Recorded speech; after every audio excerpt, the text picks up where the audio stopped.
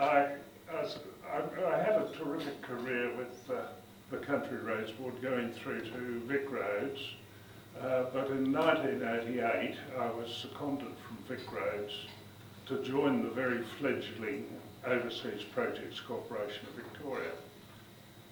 I might just go on to the next slide, acknowledging the traditional owners and custodians of the land in which we're meeting. I pay my respects to their elders past and present, and I recognise the enduring connection of Aboriginal Torres Strait Islanders people to their land and their culture. Now, the Overseas Projects Corporation was formed by the Kane Labor government, and it's really Ted Fordham, who was the Deputy Premier. It was his inspiration and idea. It arose because after the war, Australia received many requests from overseas countries to assist them in their governance, and especially in agriculture, primary industry, because we are a dry land agricultural country. There were countries in Africa and in Asia who were seeking assistance to strengthen their capability in those two sectors. And Fordham thought, well, if we provide this assistance to them there, why don't we open up the whole of our government to see if we could provide assistance in other aspects of government. And so the Overseas Projects Corporation was formed.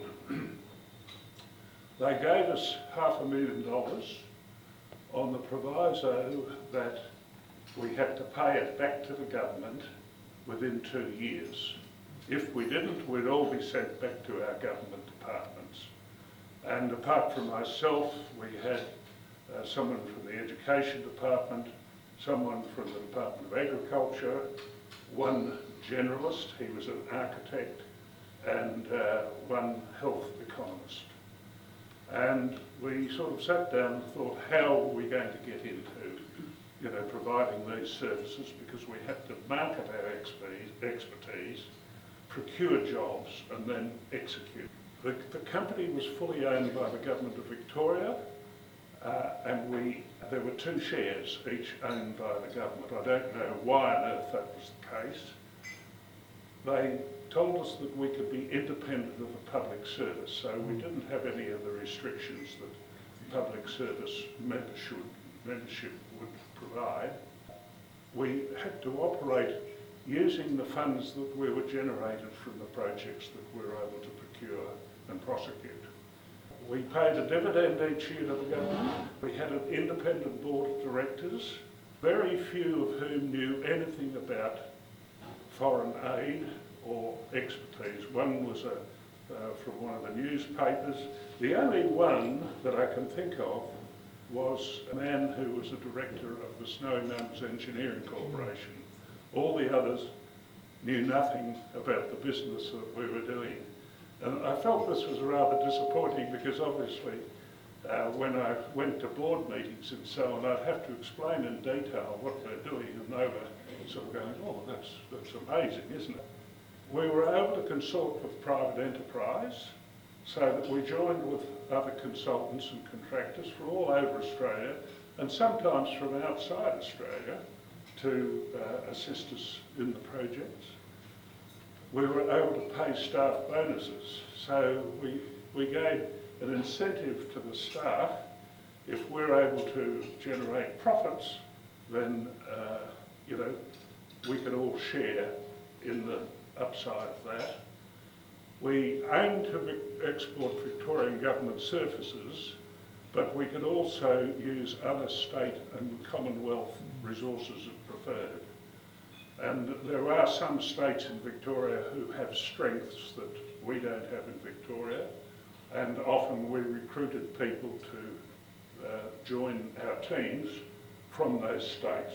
And the last thing was that it was emphasised upon us that we had to have an ethical and sustainable operation. The aid, this was there, it was 1988 when I started there, And this was an era of foreign aid that really has deteriorated. Australia's aid program through AusAid provided aid to many of the nations in the Pacific area, in Asia, and to some extent in Africa.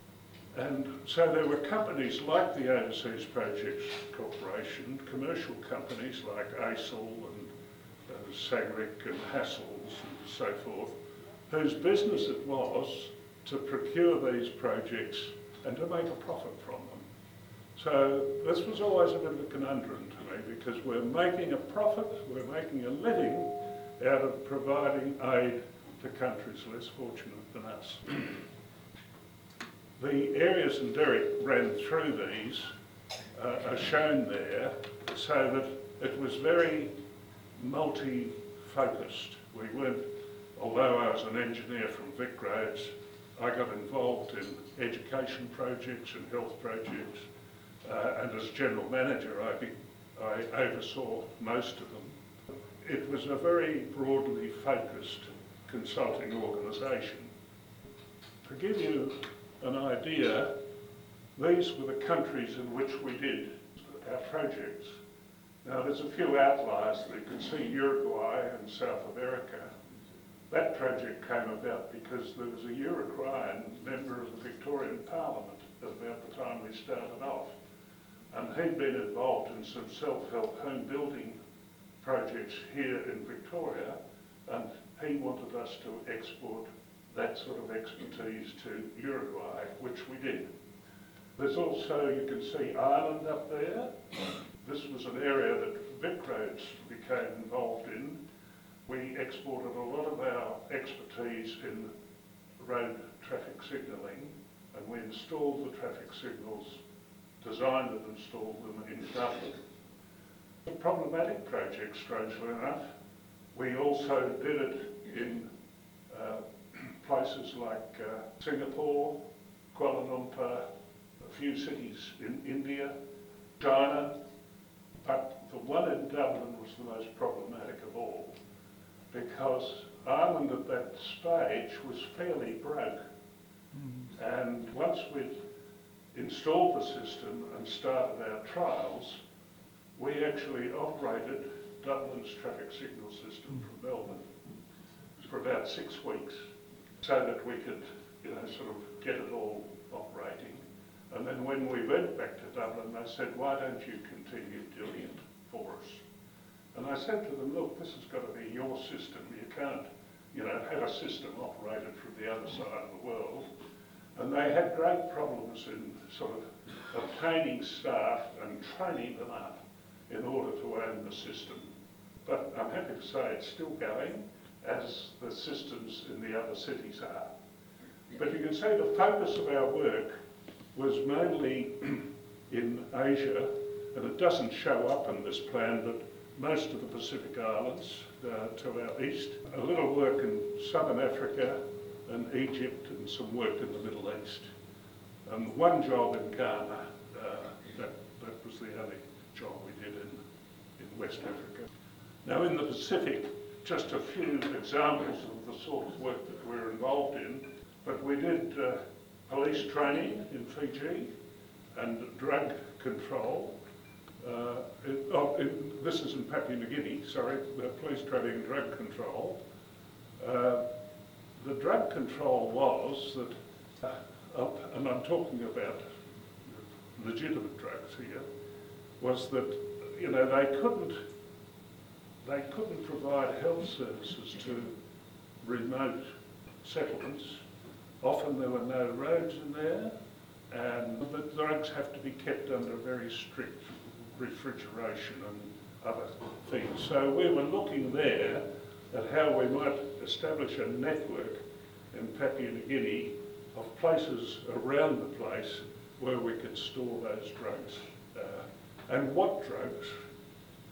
They tended to use drugs all over the place, but we used the TGA in Canberra to rationalise the drugs and to develop a system of managing it.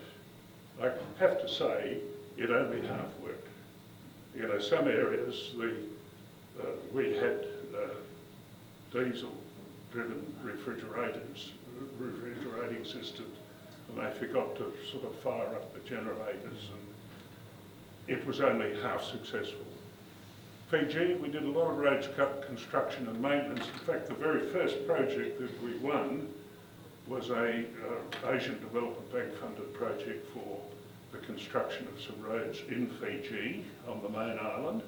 We did that. At the beginning we had to sort of establish our name and get it out there. We had to get a track record, so we really hawked ourselves around putting one or two people into consortiums with larger companies and better known, but we could claim that we had an involvement in that.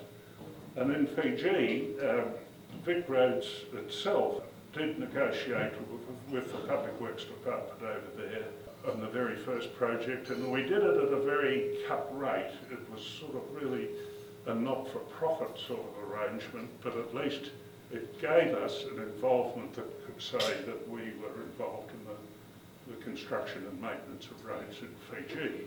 We also did a lot of health promotion work there. We had Vic Health here in Victoria, where health promotion works, you know, slip, slop, slap, anti-smoking, all those sorts of things were done through tax on cigarettes and alcohol and the like. And we established a similar sort of venture in Fiji. Ron Gelbally, who was the head of Victoria Health, went over there a couple of times, and we had people from that organisation in station over there to assist us with that work. Solomon Islands, I was involved with this one directly, job I did for the Asian Development Bank, but I had to make recommendations to them as a member of a larger team on what infrastructure required rehabilitation after the Civil War over there. I'll talk about that a little later. We established a technical college in Vanuatu. In Kiribati, I'll talk in detail about it. Tuvalu, I won't mention that, but it was just really building up it's a very, very small, low-lying island, which if the way things are going in the next 20 years, no one will be living on it. They've already started a program of repatriating Tuvaluans to New Zealand and Australia because the sea is rising and it will swamp them. And Tonga, we did establish a customs and excise project there. Now, we didn't do that was for AusAid. We didn't do that out of any generosity. We did it for our own use. And a lot of Australian aid was for use by Australia. We had drugs coming in from South America, they'd come through Tonga. We wanted to catch all that before it got to this state. We also tended to provide trade more heavily to those countries which in turn traded with us. So it wasn't all just goodwill, anti-poverty and that sort of thing. Our trade program in those days was weighted towards Australia's preference. We'll talk about the Pacific area first. You can see there are three areas differently coloured there. Micronesia, Polynesia and Melanesia. All those names come from the Latin, poly meaning many, many islands, amnesia is islands, Melanesia is mel is black in Latin, and Micronesia, micro is small. So small islands, black islands and many islands. But all of them had a different culture, and it was very important in prosecuting our projects that we understood the mores and cultures and traditions of the countries in which we were working. We had to be very sensitive to, their beliefs and customs and how they did things. And most of all, we had to be very understanding of their level of development. It's no use just going in there and saying, look, we're going to do this, this, this and this.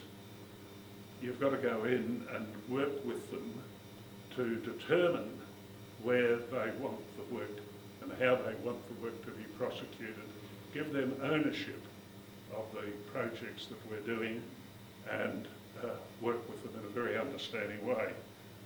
I'll just mention a few here. Fiji, we did a lot of work in Fiji.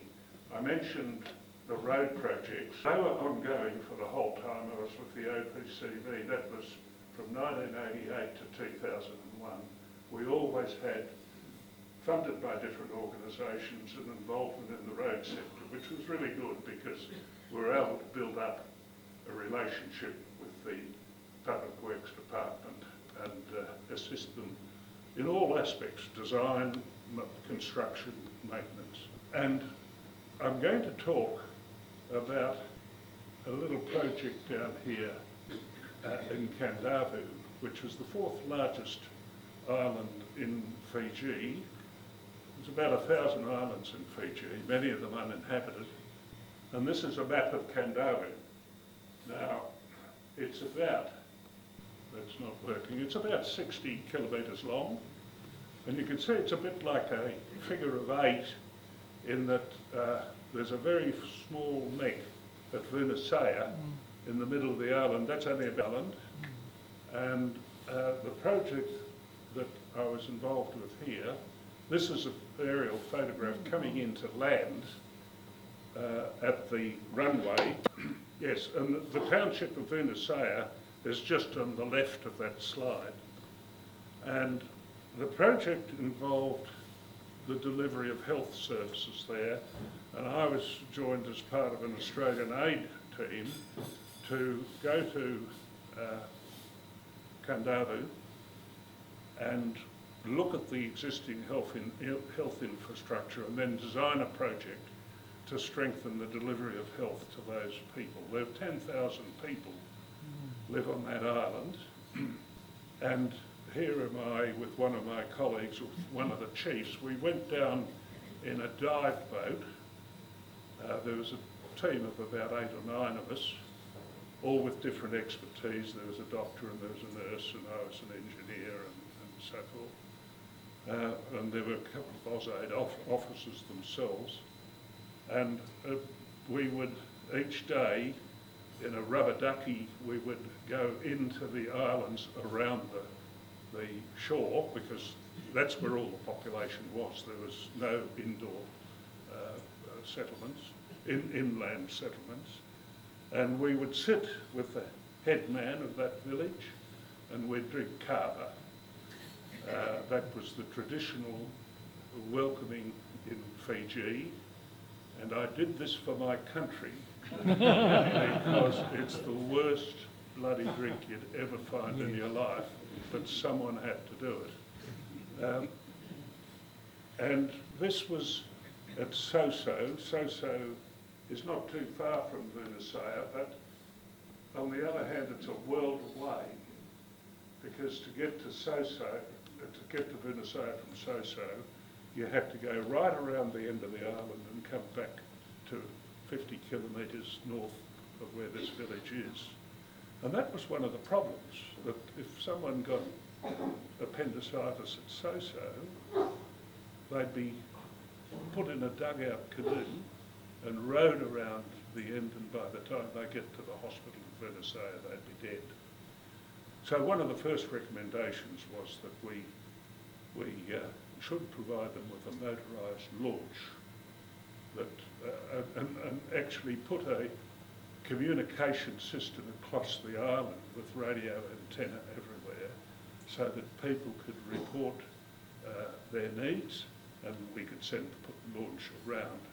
But we also had to improve these facilities in a sustainable way than it was originally done. And at each island, at each village, there were nursing stations around there and health centre stations.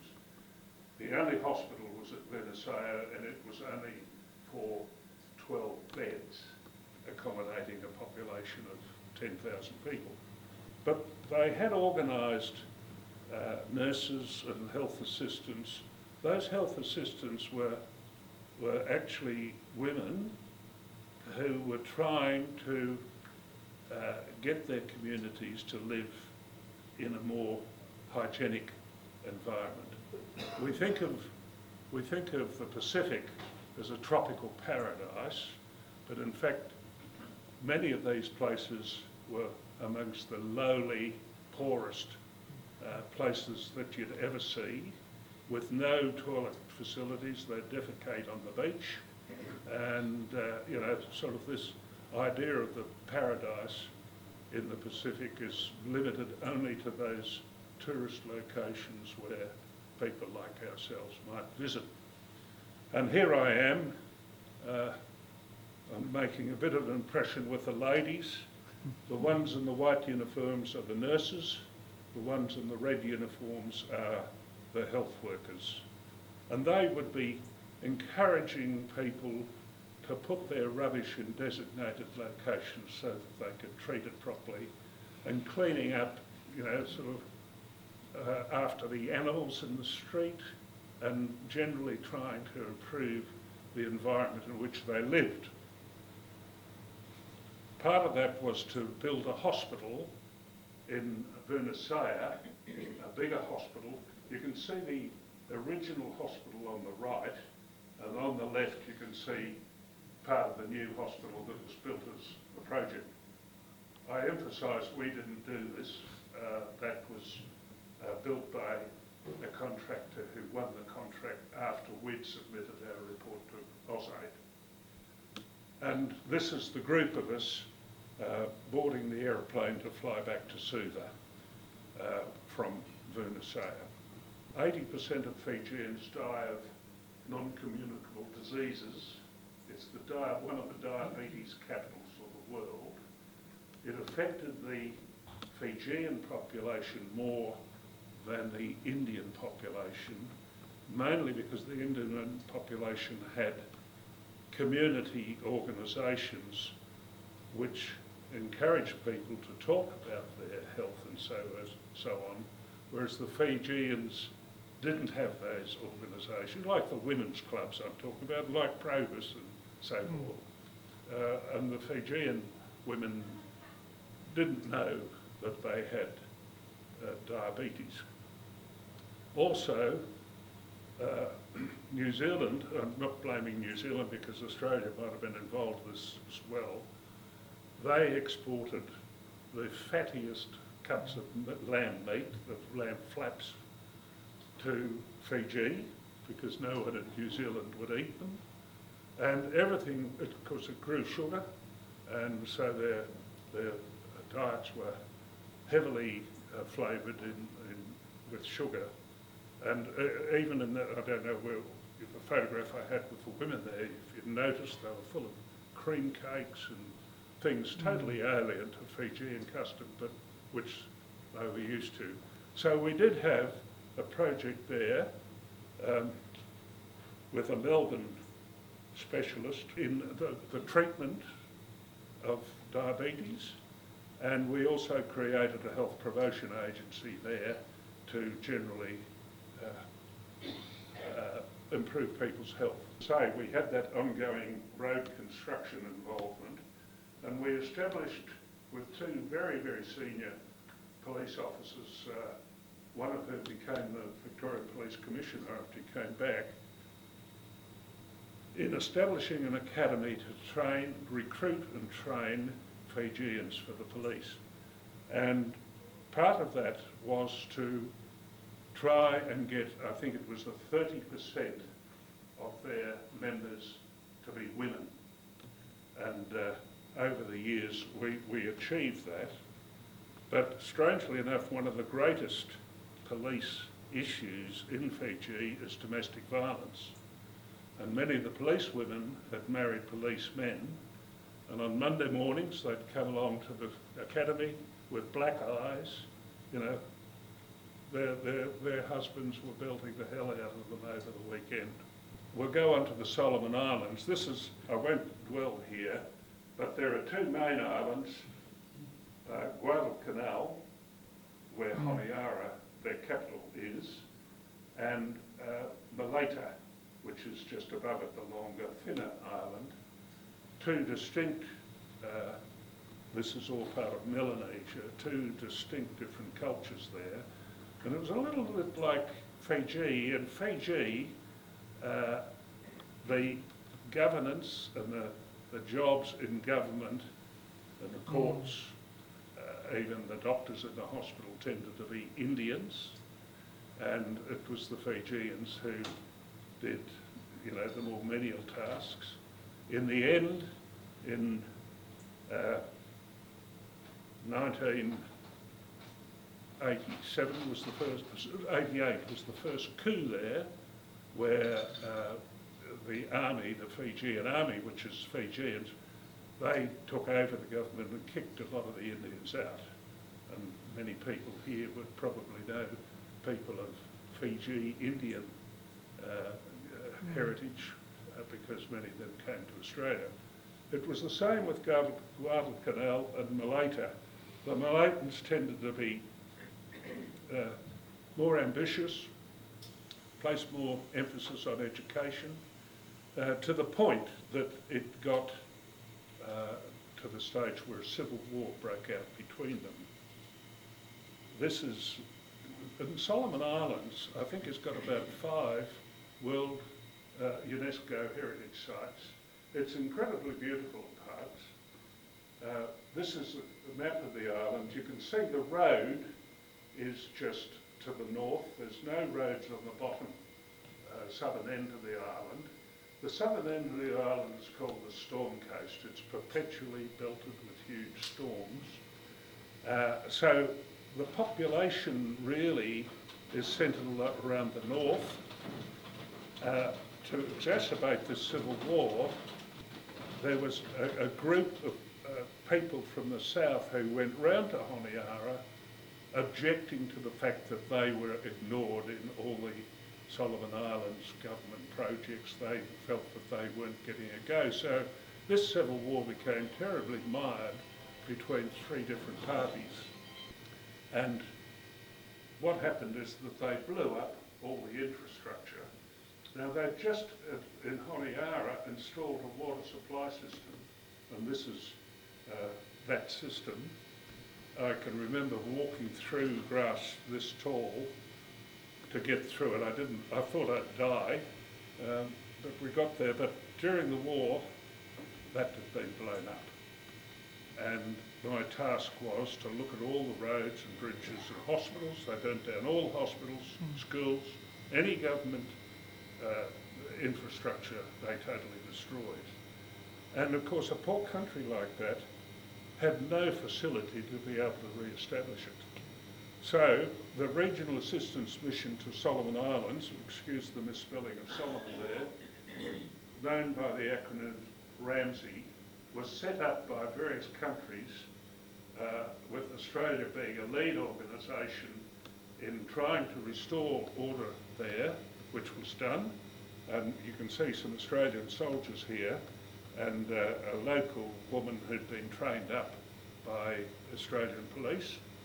And through that program is still going on. Now that occurred late in the 1990s, early 2000s, and it's still going on. They're still trying to recover from that. Kiribati. Now, Kiribati is that country extending right across the slide. There's about 120,000 people live in Kiribati. This is the main centre of population of Tarawa, which is the main island in Kiribati. But people are falling off the island. It's just becoming too congested. And the government decided that they'd come all the way over here to this island here. It's spelt Kiribati, but it's pronounced Christmas in their language, as distinct from Christmas Island over towards Indonesia, and populate that island. It was a sort of a migration project. I love their flag. I just thought I'd show that to you. That's the national flag of Kiribati. And it's the world's largest coral atoll of about 640 square metres. To give you an idea, it's about 10 kilometres long. It has this large, on the left here, it's got a big inlet.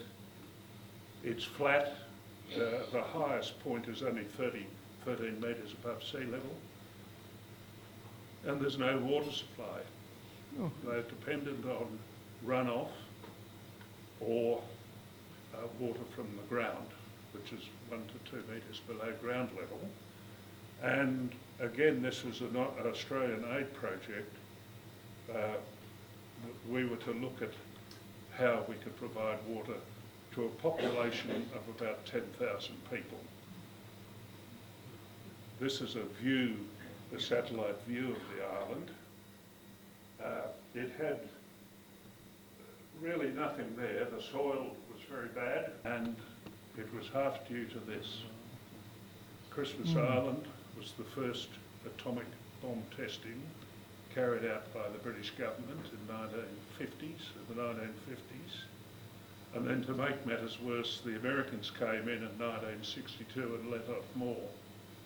There were only 50 people living on the island, and you wouldn't believe it, but they didn't shift them off the island when those experiments went. But some mollifying information is they didn't shift many of the British and New Zealand armed military personnel who were there to witness the testing. And they left the island in an utter mess. When they pulled out, everything was just left lying there, empty drums of petrol, just terrible. So that's all really to assist all the countries now that have got atomic bombs. They didn't care less what happened to the people where they did the experiments on them. Our solution here, one of the problems is that the groundwater would be fouled by their toilet habits. If the defecation and everything got into the groundwater, it would pollute it all. So the solution was to install composting toilets all over. There were about 3 or 4 settlements around the island, one of which, strangely enough, is called Poland. But this is a copy of a photograph of some of these composting toilets that were above ground. They didn't pollute, they didn't smell, and the byproduct of that could be used to enrich the soil. So it was a win-win situation everywhere. We just got to get people to use them. We'll go to the next slide. And the best way of doing that was go to the schools, tell the kids, and the kids would go home and tell mum and dad, don't do their poos out the back of the hut. Go to one of the composting toilets, and that way we can have a pretty good environment. It's a very, very remote area.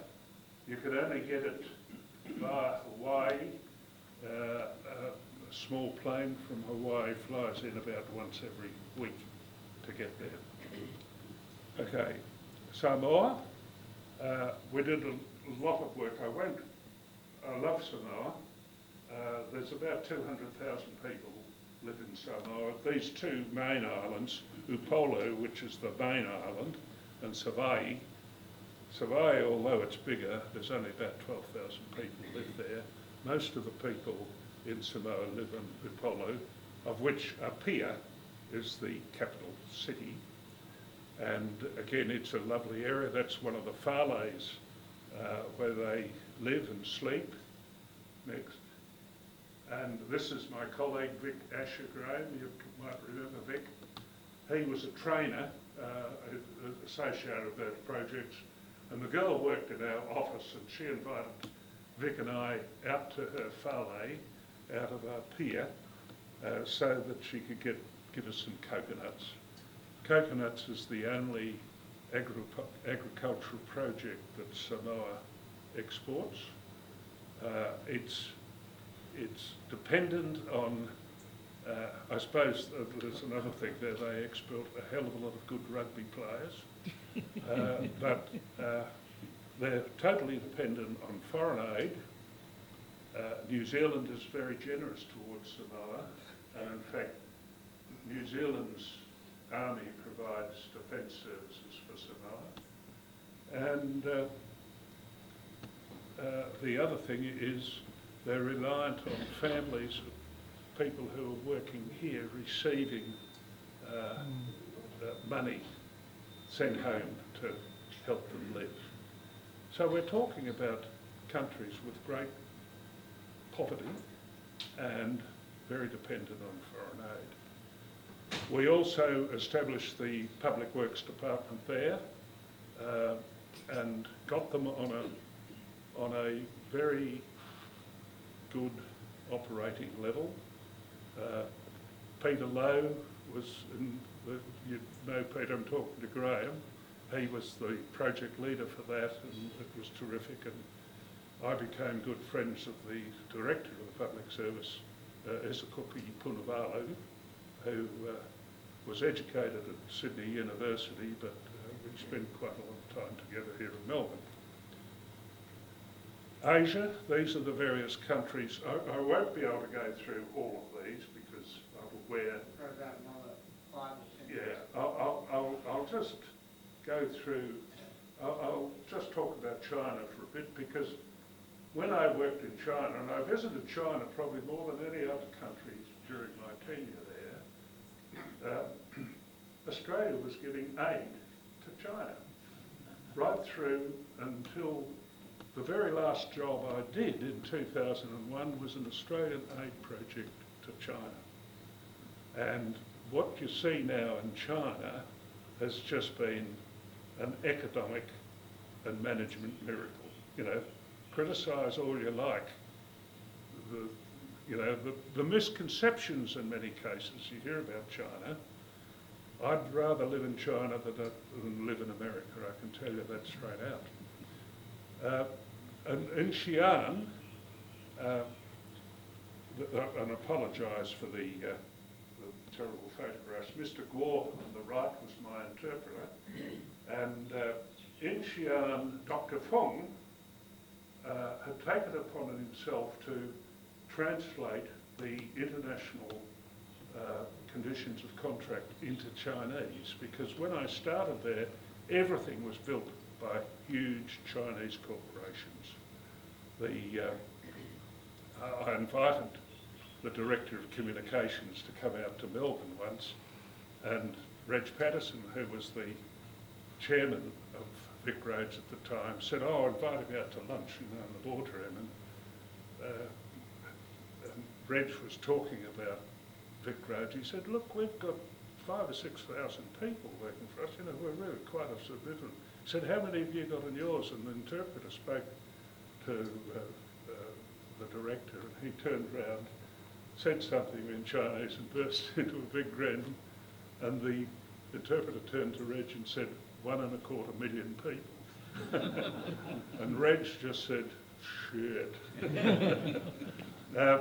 But I assisted Dr. Feng in the interpretation of the general conditions of contract, not only in the conversion of English to Chinese, but as to what the conditions meant. You know, for argument's sake, the concept of having liquidated damages was totally unknown to them, and I had to sort of spend time going through all this. And now, China, although it's in a very controlled economic society, is still probably one of the most free countries in the world as far as contracts are concerned. Dr. Shu Ting, the man on the left, I was a good friend of, and we established this in the Iron and Steel University in Wuhan, a joint venture between the governments of Australia and China. We trained over 4,500 managers and technicians from the iron and steel industry and OPCV managed that on behalf of the two governments. I'm just showing you these. We have nothing to do these, but this is some of the infrastructure in China. Just look at that. And see down here on the right, the road goes down the valley. China's very lucky because they've got a geology of, it's sort of, I don't know whether it's loess or karst, but you can cut into the landscape and it'll all stand up. It's very stable. You can drill through it like a knife through butter and it's very stable. So they're very lucky with their geological conditions over much of the country to enable them to be doing this. And I'll just go on. This was in Henan. I actually went there to assist in developing a tender with the Snowy Mountains Engineering Corporation, and part of my task was to look at the drawings and try and imagine them, make comments on the drawings. But this was the sort of country that we were going through. Pakistan was a country I spent a lot of time in. The name Pakistan is made up of P for Punjab, A for Afghanistan, K for Kashmir in the north. The Stan part is Baluchistan. I can't remember what that's about and Sindh is the S, the Sindh province down here on the bottom right. I found it a fascinating country to work in, very corrupt. You know, there was always intrigue going on, but all the projects that we did, they ended up paying us fully, and we had, you know, quite a bit of success there.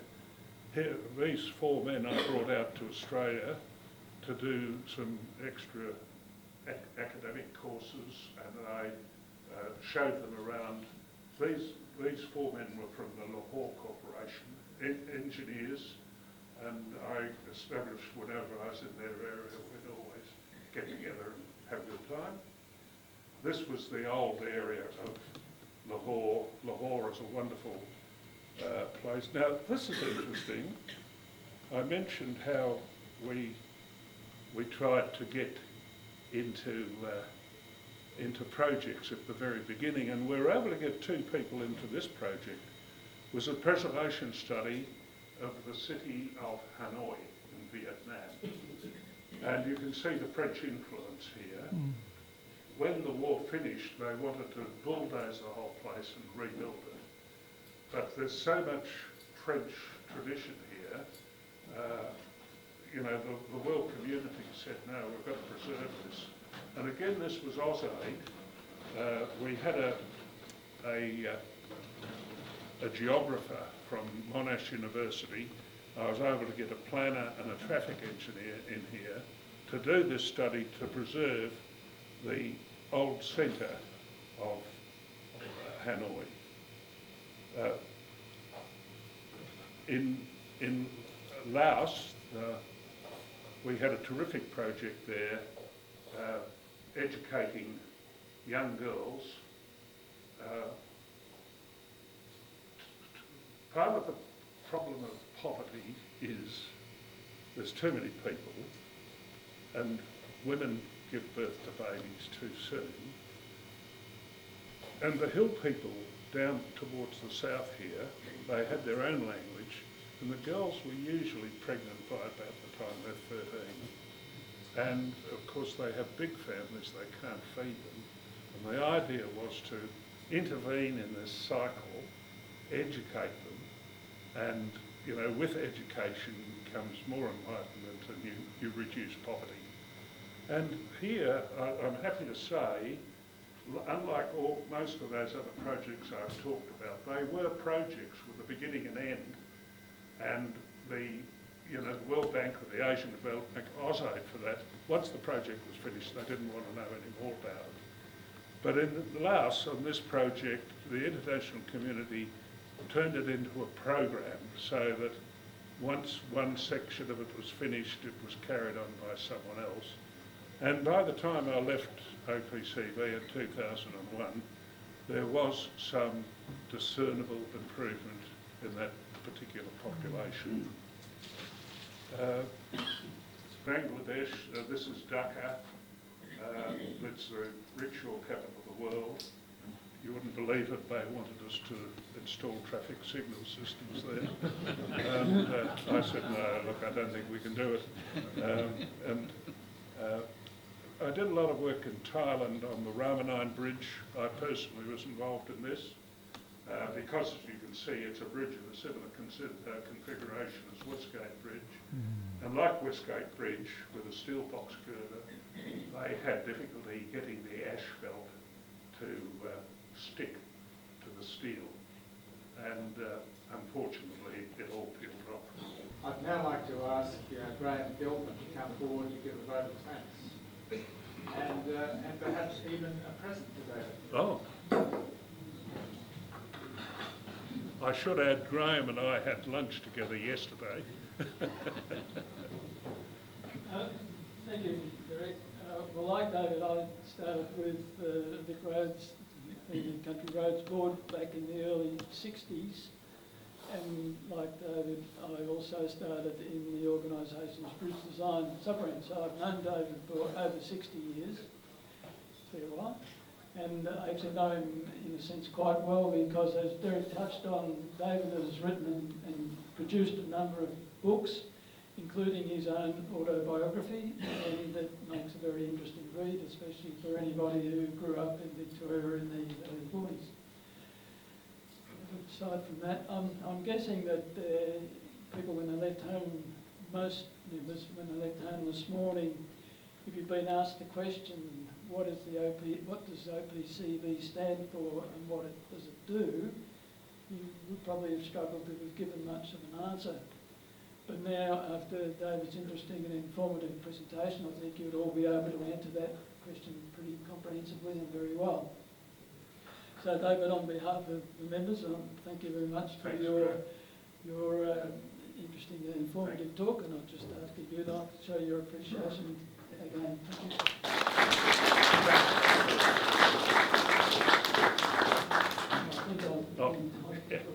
And I'm sure, I actually know that he'll make very good use of this. I love it. Thanks, Graham.